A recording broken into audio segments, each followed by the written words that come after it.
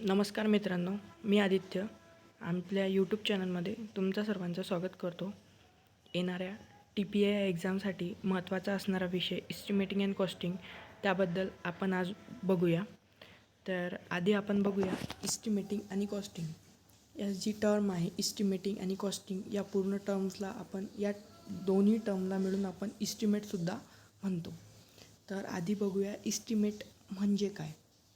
तर मित्रांनो, इस्टिमेट म्हणजे एक प्रकारे क्वांटिटी काढणे आणि कॉस्ट म्हणजे त्याची व्हॅल्यू काढणे. ठीक आहे. जसं आता आपण दैनंदिन जीवनात कोणती पण गोष्ट खरेदी करायची असेल तर त्याआधी त्याची आपण यादी बनवतो. मीन्स एक प्रकारे इस्टिमेट करतो. जसं आपल्याला किराणा दुकानावरून काही वस्तू विकत आणायच्या असतील तर आपण त्याची यादी बनवतो. त्या यादीमध्ये आपण त्याची प्रथम यादी बनवतो. त्यानंतर आपण त्याची एक प्रोबॅबल कॉस्ट काढतो. प्रोबॅबल कॉस्ट म्हणजे काय मित्रांनो, त्यालाच आपण कॉस्टिंग म्हणतो, बरोबर. तर प्रोबॅबल कॉस्ट म्हणजे जर आपण 4 आयटम लिहिले तर आपल्या एक्सपिरियन्सनुसार म्हणा किंवा आपण प्रिव्हियसली कधी ती गोष्ट विकत आणली असेल त्यानुसार आपण एक त्याचे ढोबळमानाने भाव काढतो आणि ते लिहून काहीतरी एक त्याचे टोटल येईल, बरोबर. तेवढे मग पैसे आपण विकत घेऊन शॉपमध्ये जाऊन ती वस्तू विकत घेतो, बरोबर. तर त्या प्रकारेच आपण दैनंदिन जीवनात पण इस्टिमेटिंग आणि कॉस्टिंगचा उपयोग करत असतो. तर अशाच प्रकारे हेच इस्टिमेटिंग आणि कॉस्टिंग आपण आपल्या सिव्हिल इंजिनिअरिंगच्या क्षेत्रामध्ये सुद्धा करतो. सिव्हिल इंजिनिअरिंगच्या क्षेत्रामध्ये वेगवेगळ्या स्ट्रक्चर्स आहेत, जसे बिल्डिंग, कॅनल, डॅम, जे काही सिव्हिल इंजिनिअरिंग स्ट्रक्चर आहेत त्याचे इस्टिमेट कशा प्रकारे काढतो तर ते आज आपण बघूया.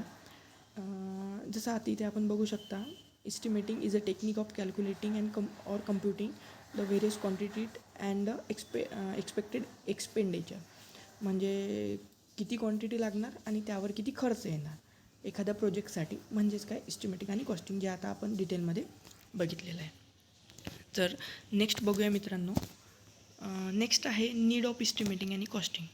आता आपण बघितलं की इस्टिमेटिंग आणि कॉस्टिंग म्हणजे काय हे तर आपल्याला समजलेलं आहे. पुढचा मुद्दा असा आहे की आपल्याला इस्टिमेटिंग आणि कॉस्टिंगची गरज का वाटते. कारण की आपण जे काही प्रोजेक्ट करत असतो त्यासाठी किती कॉस्ट लागणार.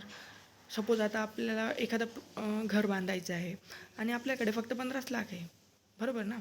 आणि त्यावर तुमच्या इच्छेनुसार तुम्हाला कसं घर पाहिजे, मीन्स तुमची रिक्वायरमेंट काय, त्यानुसार जर ते 20 लाखामध्ये होत असेल तर ते आपण नाही करू शकणार ना.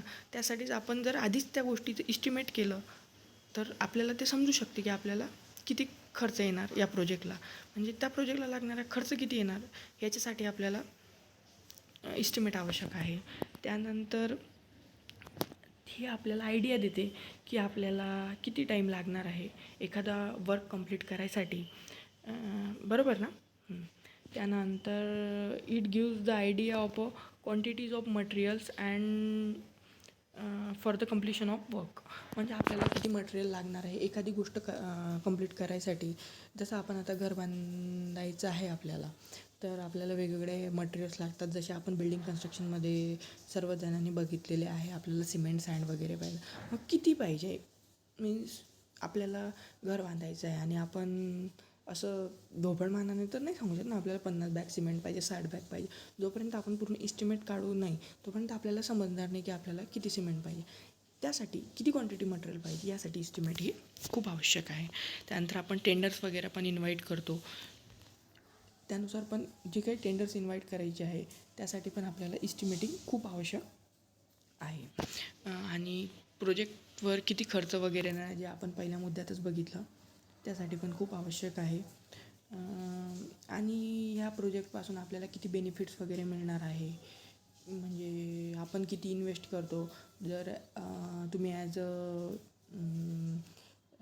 क्लायंट्स वगैरे म्हणून जर तिथे आहेत तर मग तुम्हाला तिथे समजणार की आपण सपोज आता इन्व्हेस्टमेंट इथे केले तर आपल्याला किती त्यापासून बेनिफिट्स वगैरे मिळणार.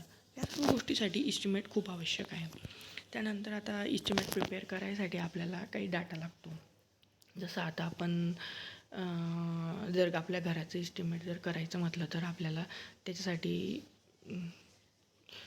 वेगवेगळ्या गोष्टींची क्वांटिटीज लागणार. जसं आता घरामध्ये वॉल्स आहे, कॉलम्स आहे, फाउंडेशन आहे, बरोबर ना. आणि ही जी आहे याची आपल्याला क्वांटिटी काढावी लागणार.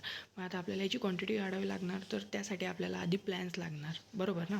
त्या प्लॅन्स, सेक्शन, एलिव्हेशन, बरोबर, म्युन्सिपल ड्रॉइंग्स जे सर्व आहे ज्यामध्ये आपल्याला प्लॅन्स, सेक्शन, एलिव्हेशन्स वगैरे मिळतात, त्याची जी लेंथ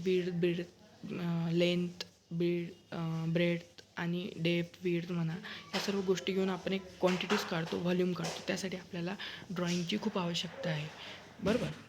त्यानंतर बघा स्पेसिफिकेशन. आता स्पेसिफिकेशन म्हणजे दुसरं तिसरं काही नसून की आपल्याला कशा क्वालिटीचं मटेरियल हवं आहे. सिम्पल जर बघायला गेलो तर आपल्या सोप्या भाषेमध्ये त्यामध्ये सपोज आता तुम्हाला कॉन्क्रीट पाहिजे.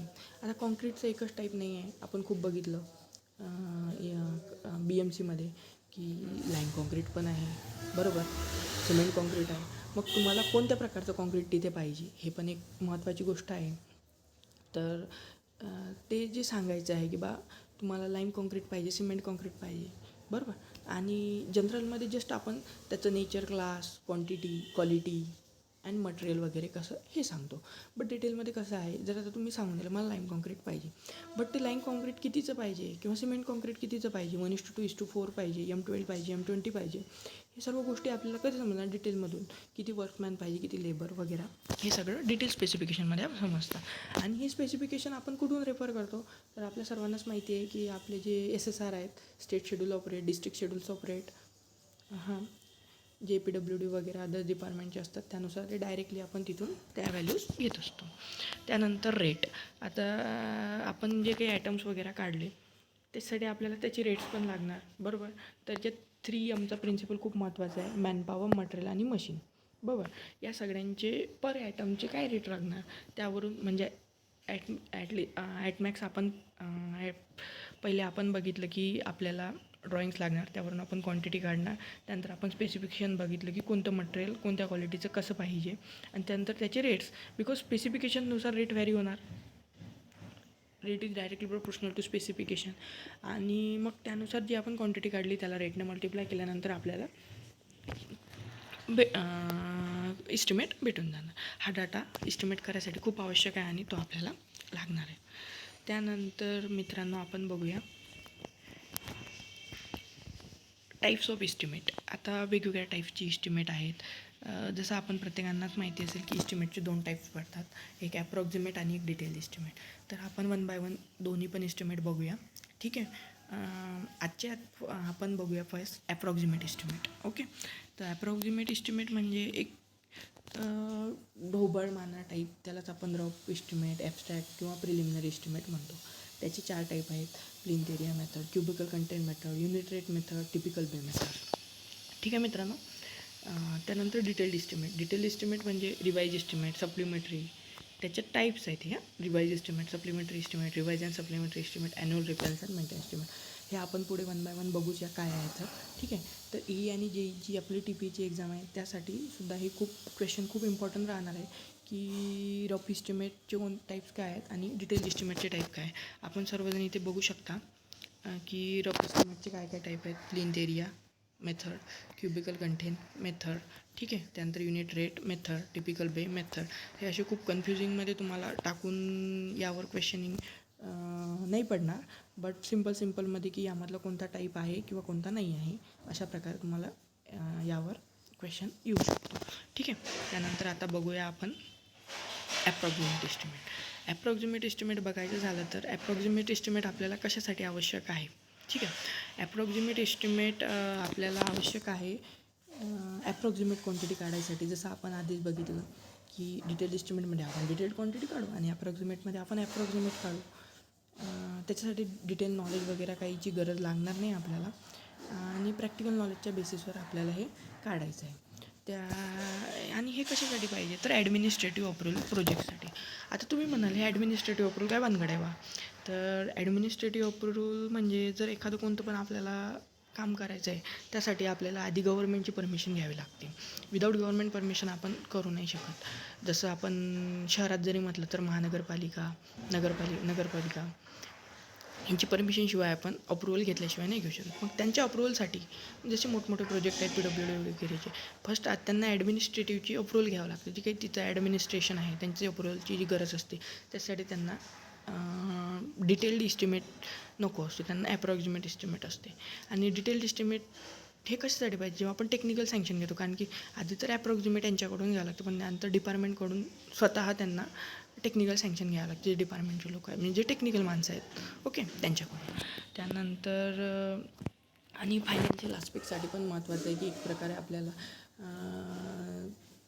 ढोबळ मानाने किंमत समजून जाते, की आपल्याला जवळजवळ एवढे प्राईस लागणार. आपल्याला एक अंदाज पण येऊन जातो की किती पैसे वगैरे खर्च होणार. आता बघूया मित्रांनो आपण प्लिंथ एरिया मेथड. त्यातली फर्स्ट मेथड आहे प्लिंथ एरिया मेथड. आता प्लिंथ एरिया मेथड काय आहे? प्लिंथ एरिया मेथड सिम्पली आपल्याला काय सांगते, की प्लिंथ एरियाला आपण जर त्याच्या रेटनी मल्टिप्लाय केलं तर प्लिंथ एरिया मिळतो, बरोबर. आता प्लिंथ एरिया म्हणजे काय ते तर आपण बघूया, पण आधी इथे एक सिम्पली हा फॉर्म्युला खूप इम्पॉर्टंट आहे आणि लक्षात ठेवायचा. ॲप्रॉक्सिमेट कॉस्ट कशी भेटते? Plinth area into rate of plinth area.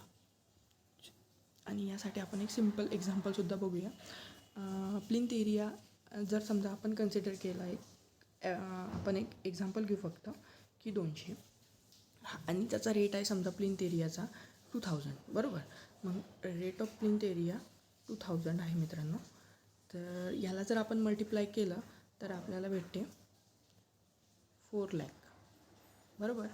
तर हे 4 लाख काय झालं, हे ॲप्रॉक्सिमेट कॉस्ट झाली, म्हणजे 200 स्क्वेअर मीटर, बरोबर. आणि 2000 पर स्क्वेअर मीटर हा त्याचा रेट झाला. मल्टिप्लाय केल्यानंतर 4 लाख कॉस्ट झाली. हे जे आपण जस्ट एक्झाम्पल घेतलं आहे तुम्हाला समजायसाठी, की कशाप्रकारे आपण प्लिंथ एरिया मेथडने हे कॅल्क्युलेट करू शकतो. तर ठीक आहे. त्यानंतर मित्रांनो आपण जे प्लिंथ एरियामध्ये कोणत्या गोष्टी इन्क्लूड असतात आणि कोणत्या गोष्टी इन्क्लूड नसतात हे सर्व आपण आपल्या नेक्स्ट लेक्चरमध्ये बघूया. तर पण इथेच थांबूया आजच्यासाठी. सर्वांनी आपल्या यूट्यूब चॅनलला लाईक करा, सबस्क्राईब करा, आणि जर तुम्हाला काही प्रॉब्लेम असेल तर कमेंटमध्ये तुम्ही विचारू शकता. Okay, thank you friends.